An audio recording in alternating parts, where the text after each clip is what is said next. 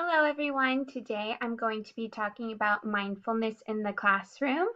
I chose to focus on mindfulness for my Genius Hour because I think it's something that is really beneficial for every age range and is a great classroom management tool to use in the class. And in this Genius Hour, I'm going to tell you how to use it in the classroom, why you should use it in the classroom, and how you can use technology to integrate mindfulness into your curriculum. So, thank you. All right, so why I chose this topic. As probably most of you know by now, I used to be a preschool teacher, and something that we use a lot inside my classroom is mindfulness and meditation.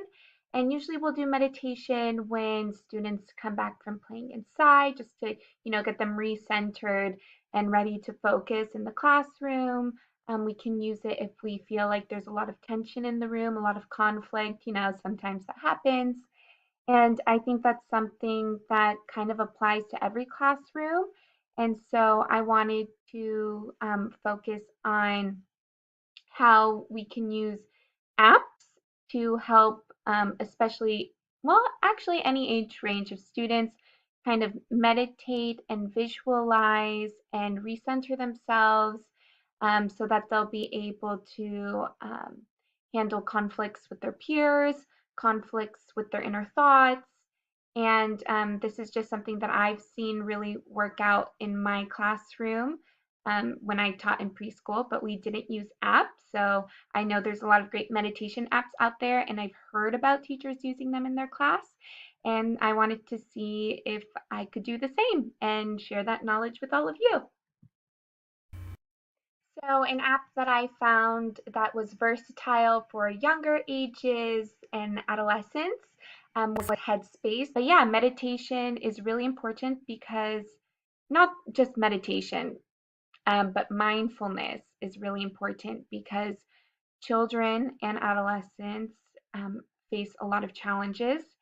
And it's important as educators that we be aware of the challenges that these students face and provide them with resources to help them cope with these challenges in order to let them, be in the correct head mindset to learn. So, in a primary classroom, Headspace can be used within lessons to reduce anxiety and to help students learn how to be kind to one another, to themselves, how to focus, and how to be calm. I think that's a wonderful behavior management tool as well. In with the younger grades, teachers are really dealing with just a lot of social skills and just the basics, how to resolve an argument with a friend, how to share. And I think that this app does a great job of providing the tools on how to kind of think about those situations, reevaluate yourself, and how to go forth in those situations. So in Headspace, there's a professional guiding you in these exercises, whether they be breathing exercises or visualization exercises. And I've seen a lot of teachers, in fact, like use them in their lessons. Like, let's say you're working on descriptive writing. Visualization is what you want the reader to achieve if you are being descriptive in your writing. So you can kind of use this app as an example, like, were you able to see everything that, the speaker was asking you to see, and how can we do the same in our writing?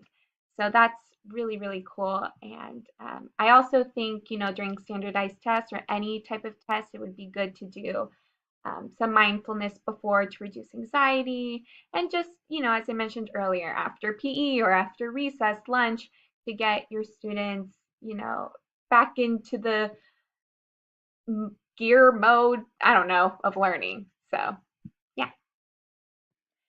I really encourage secondary teachers to use mindfulness in their classroom. It could be a great way after passing period to kind of get your students ready to learn.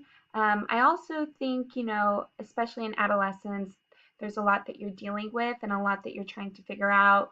Who are you? Who are your friends? Peer pressure and that's just when a lot of students really come face to face with their mental health.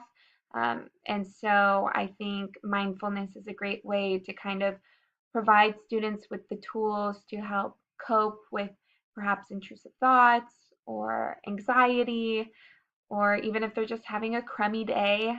And I've seen a biology teacher do a really cool curriculum with mindfulness on the Headspace website. So I suggest you check that out. Before I end this Genius Hour, I think it's really important that I just inform everyone on how mindfulness can actually not be helpful for students who have faced trauma. And we want to be trauma informed. So just be sure that if a student is resisting um, mindfulness, meditation, don't push it. Perhaps being alone with their thoughts isn't the best situation for them. Perhaps silence or closing their eyes can trigger them back to their traumatic experience. So you would never want to do that for a student, which is why I think the visualization ones are really great because the kids can have their eyes open if they want, and they're really focusing on a scenario. It's not just like breathe in, breathe out, and kind of letting you ruminate on your bad experiences. Instead, you're like focusing on a tree, you're at a beach, you're having fun. But if a child is resisting, then don't force them. It might not be for them, and so just keep that in mind. So I hope this was helpful. And, I encourage you guys to use it. Headspace is a great app, and I think it might cost money for educators, but perhaps it's free if you have a teaching account. I don't know. I don't have a teaching account, so I couldn't check for you. All right. Thank you. Bye.